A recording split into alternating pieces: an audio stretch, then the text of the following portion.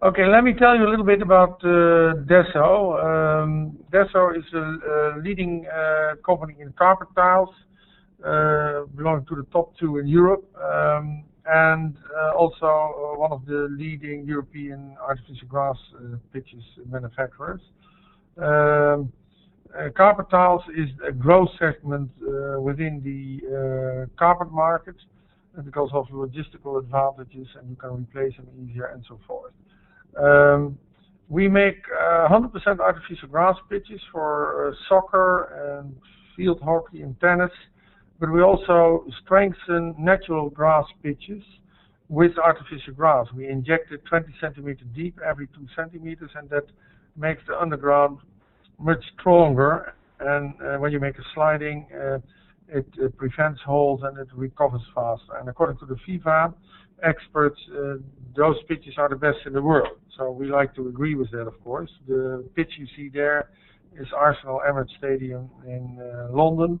We do most of the top stadiums these days in the world. We have about 12 of those top stadiums in England, and the last one we did was Wembley, and we also make them for the European Championship soccer and the World Championship soccer in Brazil in 2014.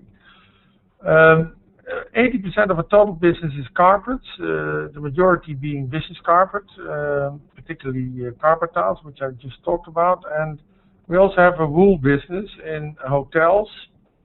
So we, for example, do globally a lot of Hiltons and Marriotts, and we will now do the Waldorf Astoria in New York and Berlin.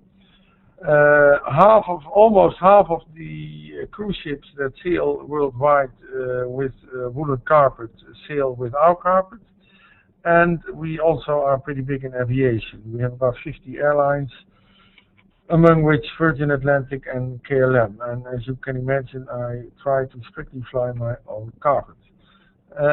Then we have a consumer carpet business. We are market leader in the Netherlands, and we are active in Germany, Switzerland and Austria, and on the consumer market as well. 20% of the total business is sports. Our strategy is first operational excellence, innovation, geographical expansion, and PR communication. But the most important of those 4 strategies is our innovation. And we have 3 drivers of innovation. The first one being creativity. When we bought the company, we is a Dutch investment firm and current management in April 2007.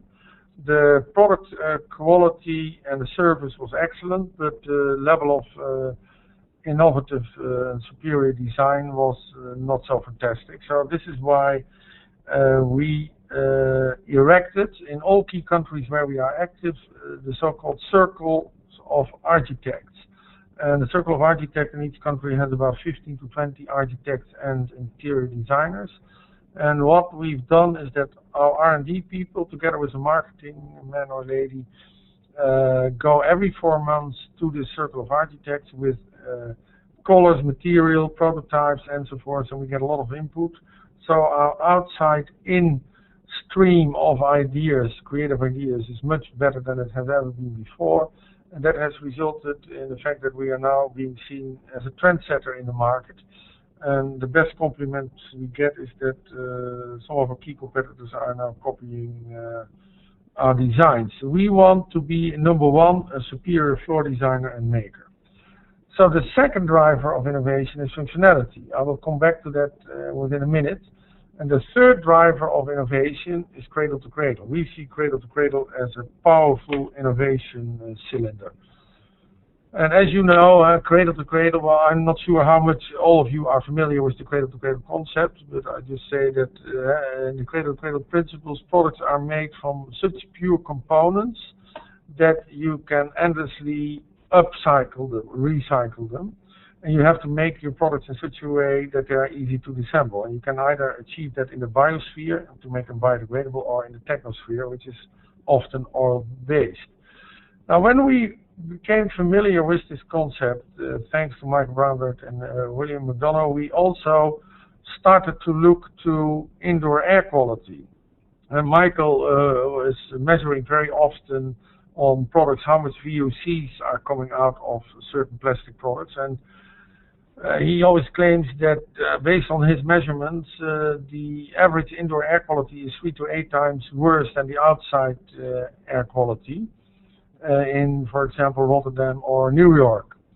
And that has to do with VOCs. If we are sitting in our room at home or in the office, then from the plastics and the paint around us, there's a lot of VOCs are bombarding us, leading to all kinds of not so nice diseases. So one of the tasks is that we make our products of such pure material that they do not release toxic volatile organic components. And that made us think more deeply about what we can do to improve indoor air quality. And as such, we encountered a scientific study in 2005 done by the German Asthma Association. And what they found is that the level of fine dust in a room with hard floors is 2 to 3 times higher than in a room with carpet. And that is for a lot of people a paradigm shift, because 8 out of 10 people think that hard floors are more healthy than carpet. But generally spoken, we do not lick our floors, but we inhale every 5 seconds. And as you may know, to fine particles and fine dust are attached viruses, bacteria, allergens, and pollen. And if you go to the World Health Organization website, you can see more about fine dust and how important it is that we reduce that. Now, on that basis, and I'm now back to innovation, we went to R&D and said, okay, why don't you make us a carpet towel which is much, much better than current carpet in containing fine dust. And that is exactly what we've done. The product has been developed in about 1.5 to 2 years. It was first very ugly, but then we went through the service of architects, and now it is an excellent design. And that product is 8 times better than hard floors in keeping fine dust out of the air, and 4 times better than normal carpet. We developed that with the same scientific institute that in 2005 did the study for the German Asthma Association. Now, this is a very relevant innovation because, as you may know, in a lot of countries the indoor air quality in schools in particular, because in schools often hard floors are being used, it depends on which country you are, but indoor air quality of schools in Holland, for example, is horrendous. And this could be is a fantastic contribution in achieving a better indoor air quality. And we also enter the health care market now, hospitals. I'm not talking about intensive care or surgery rooms, but I'm talking about recovery areas and corridors. So I'm mentioning this example to show to you that we probably would have never come to that innovation if we would not have gone to adopting the cradle-to-cradle philosophy. So we then started to look to other functionality areas where we could do innovation. One is centered around sound absorption. You may well know that the fastest growing disease among children today is lung diseases, which is either asthma or COPD.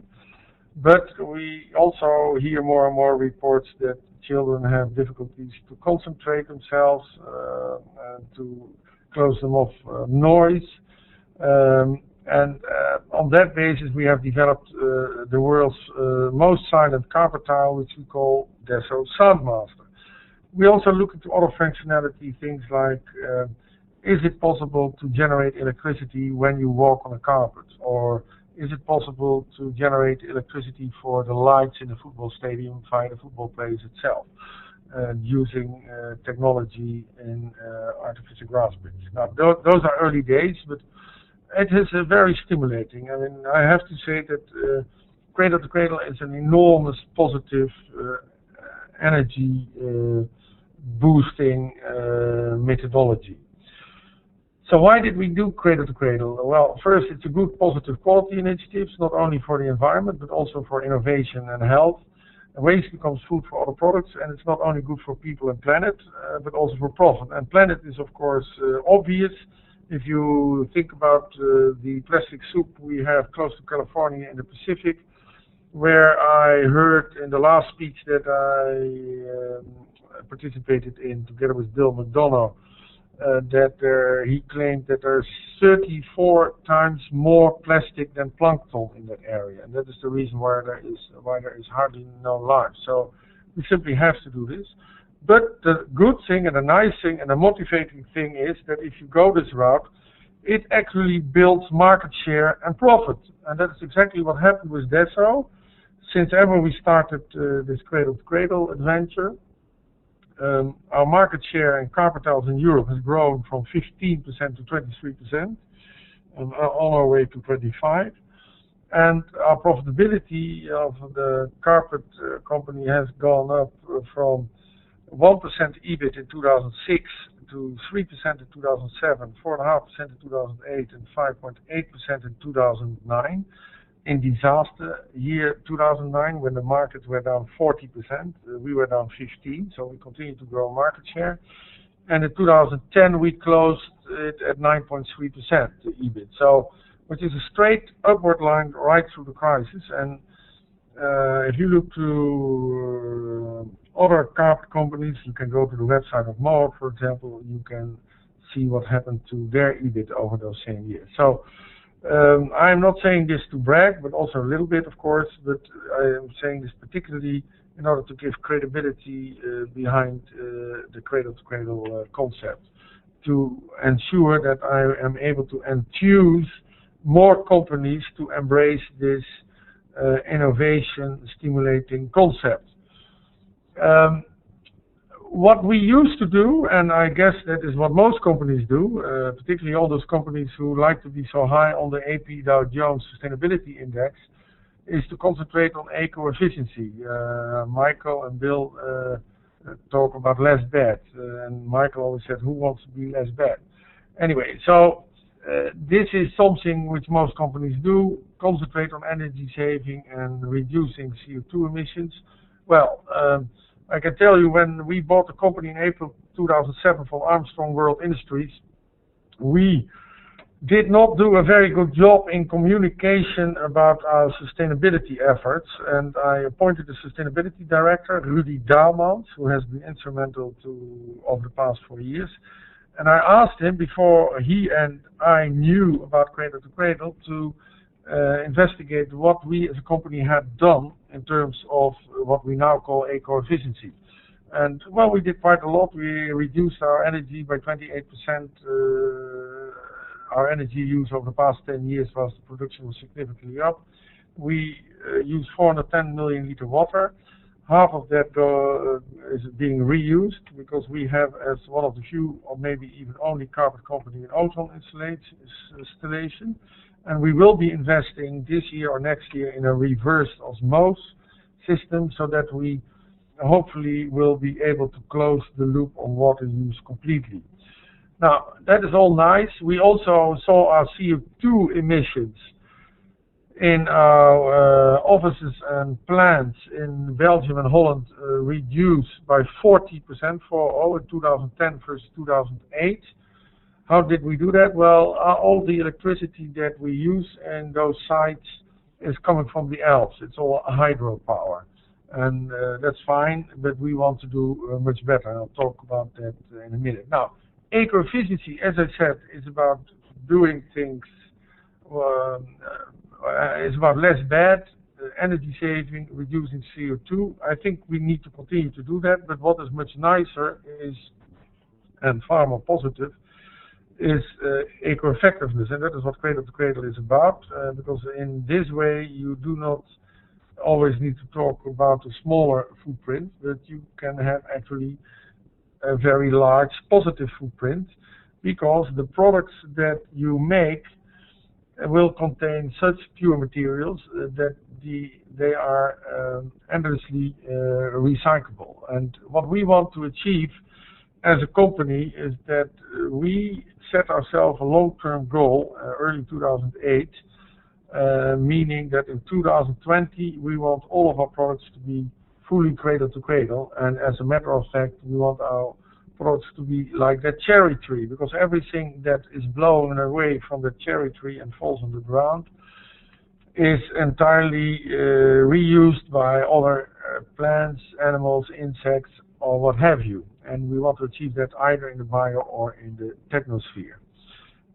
One important element of the cradle-to-cradle philosophy is also that we need to use renewable energy in all stages of the cycle. Now, I already told you that we do hydropower from the Alps, but the Alps are quite a long way from the lowlands where we have our huge manufacturing plants.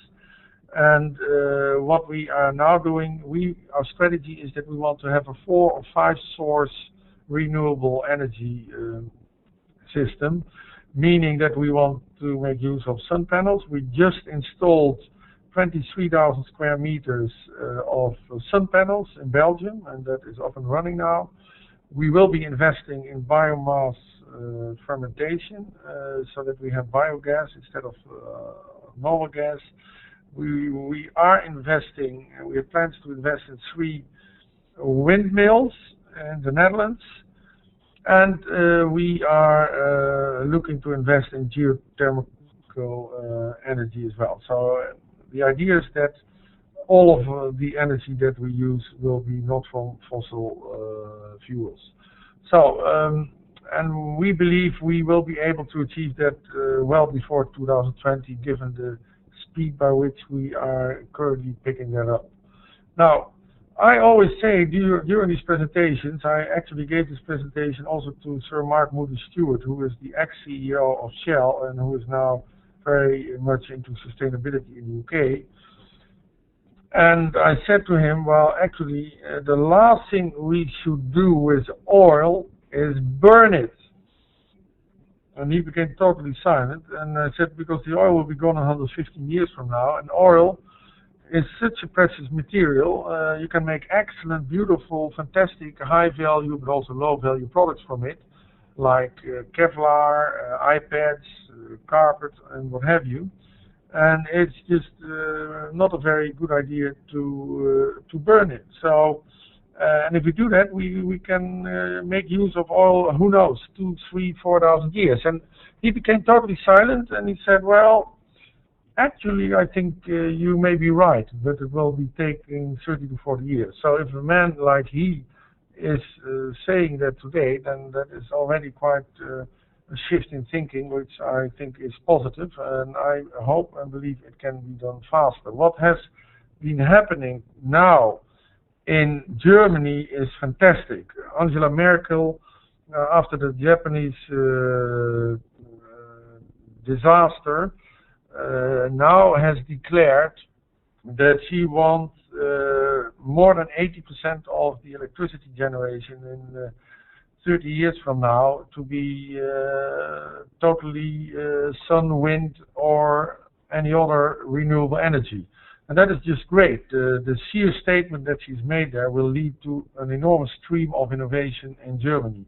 So it's very smart thinking. Some people say she did it because of political reasons, otherwise the Green Party would gain too much votes, but I happen to disagree with that. I worked with her when I was the managing director of Procter & Gamble Germany, and she was then the Minister of Environment for CDU, and she is very serious about this. And I do think that she used the Japanese disaster as a trigger in her own, in order to justify within her own party, the CDU, in order to get going with this. And I think that is fantastic. Once you go cradle to cradle, let me tell you quickly how I came to that. In the first couple of months, we communicated about the traditional sustainability results that we had. But then I encountered via a consultant DVD, a TV documentary about cradle to cradle. And I also read a book. And during this documentary, I got so convinced that this is a fantastic concept, a very logical concept, and also a doable concept. But I got also a little bit in panic whilst I was watching this, because I really thought so highly about this concept that I wanted to do this. And I realized in a split second, if I wanted to do this, then I have to change the whole company, because that means that we have to do R&D differently, manufacture differently, the way we sell and market differently, everything. And that is exactly what we have been doing. So after that moment, I went to Utrecht in the middle of Holland, where Michael was giving a speech. I didn't know him. I went to him after the speech and I turned to him and said, listen, I am so impressed by this concept of yours that I would like to have my whole company to become cradle to cradle. But you personally and your institute have to help me. Well, so after a pretty long discussion, we agreed. He came to our premises and then we got started. And yeah, and what is good about working with them is that you cannot be perfect from day one. So you have to choose, you have to make a roadmap, and that's what we did towards 2020, on what will we do first and which product segment will we take on later. And we decided there in the first meeting already, let's start with the biggest product segment so that we have immediate impact. And those are our oil-based carpet tiles. And then, okay, what we did, that is a lot of hard work. Together with IPEA, they have analyzed all the ingredients of our carpet tiles. They happen to be, I wasn't aware of that, 700 ingredients. And then, okay, some of them are optimal, a lot of them were optimal or optimizing and tolerable, but some were not acceptable, or sometimes you could not even characterize it. We use, in Europe, the whole carpet tile industry uses bitumen as a backing for carpet tiles. In the rest of the world, in Asia and the States and Americas, they use PVC as backing. Now, PVC is not a good idea, because if you recycle PVC, you get all kind of weakness in the air. It's not very healthy. And bitumen is maybe somewhat better, but from a cradle-to-cradle point of view, is of course not the nice thing to have. So this is why we, in close cooperation with IPEA and Michael Brownward, developed together with Dow Chemical an alternative to bitumen, and that has we call it eco-base, and it is a polyolefin. And this is very pure material, which after use we can recycle to make new backing or other products from again. So, and that is what happened to a lot of other ingredients which we kicked out and replaced by pure materials. The reason why that is a very tough task is that obviously you need to get the cooperation of your raw material suppliers and the suppliers of the raw material suppliers, the chemical industry. And I can tell you that we had quite some reactions from raw material suppliers who said to us, we don't understand, what the hell are you talking about? What do you want us to do? I mean, we comply with REACH, which is a European program, and we comply with CE, the CE label, which is also a European program. And according to those both programs, you can have certain levels of toxic ingredients in your products as long as they don't go over a certain ppm limit, a part per million limit. Well, you may be familiar with that as well. And okay, they say, well, what do you want? And we say, well, we want 0.000. We want really pure products. And half of the suppliers almost, well, were rather reluctant to cooperate. So we said, why don't you stay seated? And we started to dance with the other half. But now everybody wants to dance with us. So this is hard work, but it can be done. And we now are so far that we have 90% of our carpet tiles cradle to cradle certified, most of them silver certified. So that has been a tremendous progress in a very short time. We thought in 2012, 2013 we would achieve that on carpet tiles, but we are ahead of the roadmap right now. But we need to continue to improve further. You see the graph below, the green bar, that is obviously where we want to be with all of our products in 2020, and now we are somewhere halfway. The carpet tile example is an example in the technical cycle, and we also have artificial grass pitches, and there we use latex as backing, and we are now experimenting with making pitches where we make the backing from the same material as the yarn via a hot melt procedure, and that will enable us to take those pitches back after 8 or 10 years. We clean them, we melt them, we extrude them, and we have new pitches. We hope to be able to come on the market with those products in 2012. We have now 2 test pitches, one in Paris and one in the Netherlands. And the left cycle, the biological cycle, is obviously our woolen carpets are a candidate there.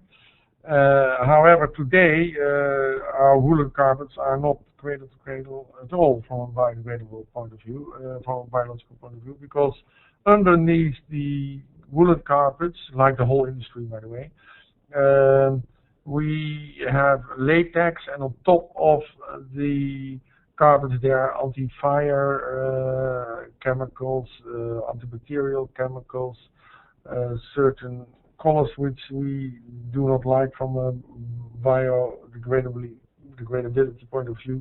So, but we now have a program, we started that, we hope to finish that in 2 years, where we want to make all of that fully biodegradable. Instead of latex, we are looking to alternatives such as natural latex. We are looking to using other type of yarns in combination with our woolen products, because 20% of our woolen products contain oil-based polyamide.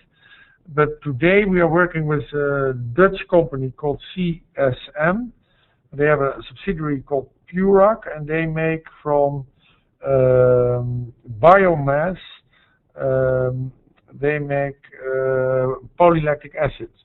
And from the polylactic acid, we have identified a yarn manufacturer somewhere in the Far East who can make from that polylactic acid actually biopolyamide, which we would like to put into our woolen products. And this is a different polymer than NatureWorks, I believe is the American company, makes, because that can only last up to 65 degrees Celsius, but this polymer can withstand 180 degrees Celsius. So it's obviously important that we have strong polymers. So that is something which we would like to mix with our woolen products. And we are also looking to yarn made from bamboo and from wood, because yarn from bamboo and wood have from itself antibacterial properties. So these are the type of things which we have in our roadmap on our making our woolen carpet fully biodegradable in the coming 2 years. And if we succeed, we patent it, and we hope to conquer the world with that. Okay, I talked about the fact that 90% of our carpet tiles are cradle to cradle certified, but 80% is even silver certified, and we continue to make progress there. We have a cradle to cradle research center here there, so we work with a lot of scientists and students and designers about this concept.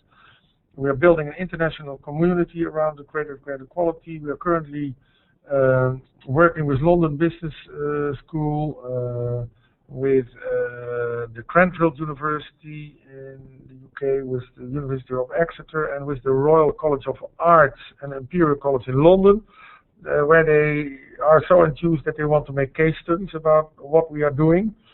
And we want to do that because we really think it is important to build an international community about cradle to cradle, and we think it is important that there will be real critical mass behind this concept. Now, it is nice to make products from very pure materials, such as the carpet tiles, but it will only work if we also close the loop. And 6 years ago, the European Carpet Association tried to set up a European carpet recycling system. They spent €5 million on it, but it didn't really work. So we thought about doing it with some of our colleagues, but given that experience, we already quickly made up our mind and said, why don't we make recycling a business unit where we make money with the objective to make 10% EBIT. And that is exactly what we did, and we call it our take-back system, Refinity. And what we do today is we take back carpet tiles after use from offices, schools, universities, not only our own carpet tiles, but also those from competition. And we have worked in the past 2.5 years on developing proprietary technology to enable us to separate the yarn from the backing. And I could say, well, that you only need to do that in 8 or 10 years from now, because then you will take back the new carpet tiles with the polyolefin backing. But we decided to do that already with the bitumen-backed carpet tiles, because there are quite some good materials in there, cradle-to-cradle materials, which you can reuse. So what we are doing with this equipment, we separate the yarn from the backing. The backing, which is currently, of course, bitumen mixed with limestone for the stability. And we sell that bitumen and limestone to the road industry, the roofing industry, and the cement industry. And the yarn, this is the nice part of the story, we are sending back to one of our key yarn suppliers. And this yarn supplier is a family-owned company. And they have been very courageous, because he was already thinking about a new business model. Today he makes yarn from caprolactam, and the caprolactam he uses comes from the chemical and oil industry, so from fresh oil, and he's afraid obviously about a fundamental increasing oil price, and therefore he was already thinking about, in one way or the other, using yarn that was already used in carpet or carpet tiles. And now that he found out a couple of years ago that we are very serious about becoming cradle to cradle, that was the last stimulus that he needed in order to get going, and he built a 20 to 25 million euro plant in Slovenia, in Ljubljana. I have been there, and what they do there, they depolymerize the PA6 used yarn into caprolactam, and from that caprolactam they then make new yarn, which we then put again in our carpet tiles. Now that is a very impressive thing to see. I was there 2.5 months ago. I will be there next week again, and what you see is a huge hall of 11,000 square meters. It's like an empty hypermarket, which is full of one third of the hall is full with used yarn, not only from us. Then 1/3 is used fishing nets, and 1/3 is some other used PA6 material. And he churns that through his depolymerization plant. And it is just fantastic to see that the man had the courage to do this, and I wish him good luck in making money with that, and I think he will succeed. He obviously pays us for the used yarn that we give, and the road industry and the roofing industry pays us for the bitumen, so that the business model to earn 10% EBIT with our recycling division will hopefully work. Okay, so the current situation is that you see there this cycle, and you see on the right-hand corner, you see the cement industry, road construction, and the roofing industry should be visualized there as well. So the loop is not totally closed as long as we take bitumen-backed carpet tiles back, but one day we will be able to take back polyolefin-backed carpet tiles, and then we have a fully closed circle. What is important is that the reaction of our customers, of course, architects and interior designers, but also end users. And I can tell you their reaction is very, very positive, because all of these companies, and also local and national governments, the companies, they have corporate social responsibility strategies, they have sustainability policies, and what we try to explain to them, and our salespeople actually try to explain to them, is that we try to give better content, more meaningful content to their CSR and sustainability strategies. And in the old days, our salesman or sales manager would go and sit with the potential customer and show a nice color and a nice product and say, why don't you buy it? It is beautiful. But today they first start to talk about the counterpart with what are you doing on corporate social responsibility? And then people say, well, this, that, and that, and we tap them on the shoulder, and then we ask, what do you do in terms of sustainability? So, well, we do a lot. We use less energy, major CO2 reductions. We are very high on the AP Dow Jones Sustainability Index, and we say again, fantastic. And then we say we do this. We try to do the same. But have you heard about this? And then we do the cradle-to-cradle story, and that brings the discussion on a much higher level than a normal simple sales discussion. So, and it proves for us to be very valuable, and we will certainly go on with this with a lot of energy. Now here you see a circle of companies, governments who are working with us, but I can draw 10 circles around this with many more names. And there are a couple of companies who are as outspoken about this as we are, like Steelcase. They do a great job already for 8 years. Arendt, which is a competitor of Steelcase, is going into this as well. Backhausen, who make cradle-to-cradle curtains. Heidelberg Cement in Germany, they make cradle-to-cradle cement that actually cleans the air. So the nice thing about this is that it creates a hell of a lot of positive energy externally, but also internally, because my people are far more motivated than a couple of years ago, because it is nice to make a nice design and to produce carpets and to have a turnover and to have profit, but it feels even better to do good. So that is basically the story of Dessau. Hello? I don't hear anything. Hello? Thank you very much, Mr. Kranendijk. A very interesting presentation. Now I'm going to hand over to David, who is going to put some questions to you that we've received from the attendees. Yeah. Thank you. Excellent. Thank you, Quentin. And Steff, this is fantastic. I'm sorry we started late, mostly because this is such a fantastic presentation that more people should see it. But we are truly honored to have you here and share this very powerful story. A lot of questions have come in, and I'll try and bucket them out in groups. First, starting off from a profitability standpoint, it's a great turnaround story. Did a lot of that profitability come from being able to position Dessau's products as premium products more so and charge the price premium? Is it from lowering costs by recycling materials? Is it increasing volumes? Can you speak to what the drivers are of those incredible EBITDA increases? Yeah, well, I like to say that this has happened associated with our move to cradle, and this is also true.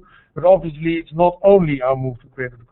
We concomitantly with our move to cradle, we had continuous restructuring going on over the past 4 years in terms of cost savings and to further optimize our production. So that has been part of the profit increase as well. But as you well know, saving costs is not so difficult, and you can do that for only a certain period of time. But what you really need is top-line growth and innovation and market share growth if you want to see these successes. So I would certainly contribute close to 50% of our progress thanks to our move to cradle. And what has happened indeed is that our product mix has changed more to the high end, from mid to high end, and before that we were more in the mid type of end products. And you can also see that if you look to the average prices per square meter which we were able to charge over the past 4 years, because they actually increased a little bit. And one other thing is that the product that we make now is polyolefin. That product is today 15 to 20% more expensive than the carpet tile with bitumen. And this is why we also cannot stop producing bitumen-backed tiles today, because otherwise we would unnecessarily kill our business. And what we try to do is to go through a 3 to 4 years transition period. We now have Dow as a supplier. We are qualifying 2 other suppliers, so there is some competition between those guys, and we believe, based on the growing volume, gives us also more leverage to negotiate better prices. And the moment we arrive at a 5% price premium, we stop with bitumen altogether.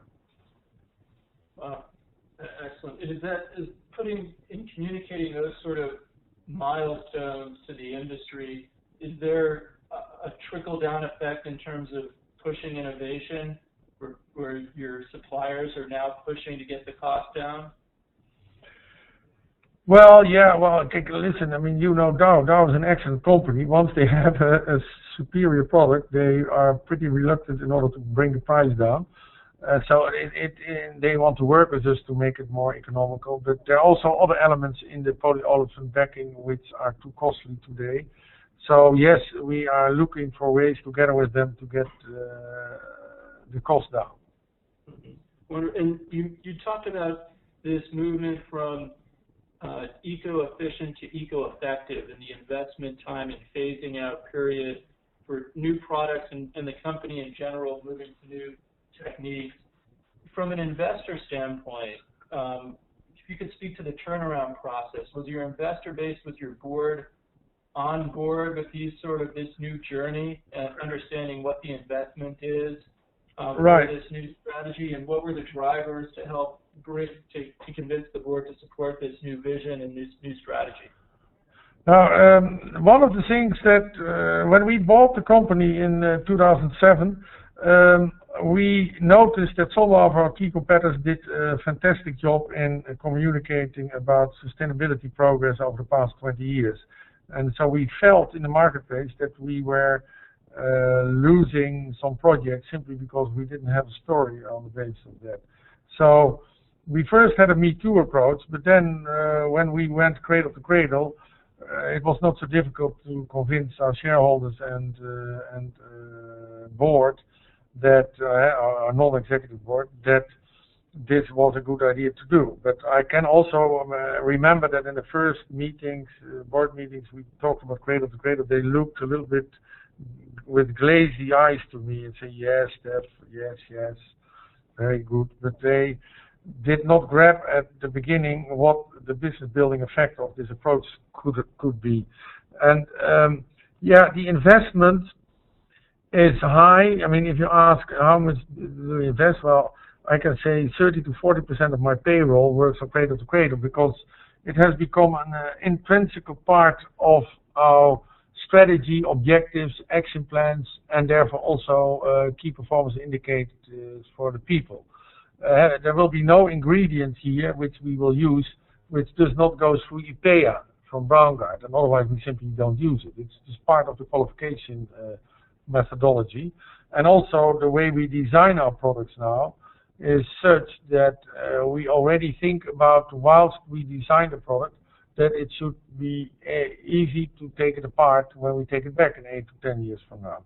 So, yeah, but in terms of investment, yes, we pay, of course, IPEA far too much, Braungart, it's a joke, but we pay him and we also have to pay for the ingredient analysis and so forth. So if we see a competitor using cradle to cradle as a term without having done all of these efforts, we will take them on immediately. But I can tell you that the investments, they are significant, but clearly affordable. I mean, it's not, even the machine that we made, the Refinity machine, where we take apart the yarn from the backing, the machine itself is not that expensive. I mean, less than €1 million. But the process to get there with all the people who work on that, yes, then you're speaking about a couple of millions. But it has been worth it. Excellent. And from the business model standpoint, you've spoken about the manufacturing side, and then you talked about the material poolings and how you're finding places for the materials after they've been used as carpet, whether it's in the concrete industry or repurposed as uppers or lowers in the carpet. what's the relationship? How's the relationship changed with your customers so they understand how to put those materials in pools and get them back to some repurposed life? Right. Well, the customers do understand this very well because we also explain them what currently happens with old carpets. In the US, France, and the UK, synthetic carpets are thrown every hour on the landfill. In Germany, the Benelux and Scanda, it is being incinerated, often to make energy. That's at least something better. But it is just a shame that that most of these materials get burned, because most of the materials which are in products today, they are fantastically reusable. And our customers understand that because what we tell them is we do not only offer the possibility to buy our carpet tiles, we also offer the possibility to rent or lease our carpet tiles, so that the carpet tiles are owned all the time by us, so that we can take them back. And today in Europe, the situation is that, dependent by country, you have to pay 50 to 120 euro per ton to get rid of your old carpet. It goes then either to the landfill or to the incinerator. And we say, well, give us that money, that same money, and we will use it in order to reprocess it in the way I just explained. And obviously, I mean, 80 to 90% of the people who listen to the story, they really like that, and then okay, they get from us a certificate that they participate in the Desert Take Back program and so forth. So our customers are very appreciative of this. Excellent. So there's two follow-up questions to that. Is one, does it create a stickier customer then? And then second, from a policy like the one you described in terms of charging for landfill, or something like Germany's 80% statement that 80% of renewables of the country has to be run on renewables in 30 years. Can you talk to the marriage and the relationship between the private sector and the public sector, and what other policies can help push a closed loop environment? And the first part was, does this create this leasing, renting, does that create a stickier customer? Yeah, well, what we do, we give a lot of presentation to local and national governments, and in one country you succeed more than the other. We had ministers here from several countries.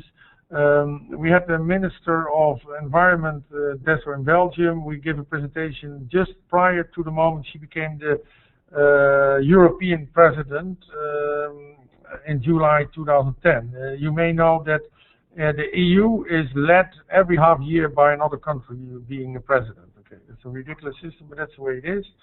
And I got her in our premises to give this presentation, and she was so impressed and very interested in Cradle to Cradle that she actually made Cradle to Cradle an integral part of the European directives on raw materials. So it's fantastic. So the EU is understanding this. Ministers are not so likely to make laws on this, because if they do that, for example, the minister here in Holland said, yeah, if I do that, then I get all these big companies to me that I create a competitive disadvantage, because they have to comply with cradle-to-cradle laws, and whilst in other countries not. And so that is not going to work. But what does work is that almost all the national and local governments that I have been talking to, they like this. So what I asked them to do, please show me that you like it, and put Cradle to Cradle as a criteria for your procurement. Now, and that is happening more and more now. As a result of that, we are now doing 80,000 square meter towers of a new ministry in The Hague, which will be placing full with our eco-base and polyolefin-backed carpet tiles. So I think that's the way to do it. So I asked them to stimulate the front runners in this, and that is what all governments like to do. I'm in the UK very active right now on this front as well. I'm in Holland, Belgium, Germany, and increasingly so also in France. So we have to take all the one by one the countries, but I believe something is happening. Yesterday I was with Mark Bolland, who's the CEO of Marks & Spencer. Last week I was with Paul Polman, who's the CEO of Unilever. And they love this story, okay? So, and they are in all kind of influential circles. So it's a matter of, you can't give enough of these type of presentations in order to make sure more governments and companies will embrace this. Wonderful. We certainly see here in the United States, GSA, government purchasing, is starting to prioritize and give preference to environmentally intelligent products. That's Great. a powerful message. It seems like the carpet industry, as an industry, is more forward-looking in this closed-loop, environmental, intelligent space than other industries. What's the reason for that? And is there a cluster effect where the industry is pushing each other and constantly pushing, increasing the bar? And how have you guys collaborate, or is it just independent movement?